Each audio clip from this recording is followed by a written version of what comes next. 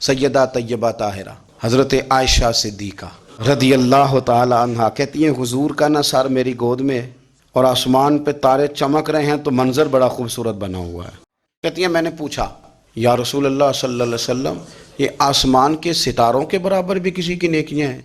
उनका ख्याल था कि हुजूर ना मेरे अब्बा जी की बात करेंगे। हुजूर ने मुस्कुरा के फरमाया है ना नेकियां? तो हज़रत आयशा कहती है मेरी तबीयत खिल गई। या रसूल अल्लाह किसकी? तो हुजूर मुस्कुराए, फरमाया आयशा आसमान के सितारों के बराबर नेकियां मेरे उम्र की हैं। अब वो जो ज़हन में सवाल छुपा हुआ था वो ज़ुबान पे आ गया।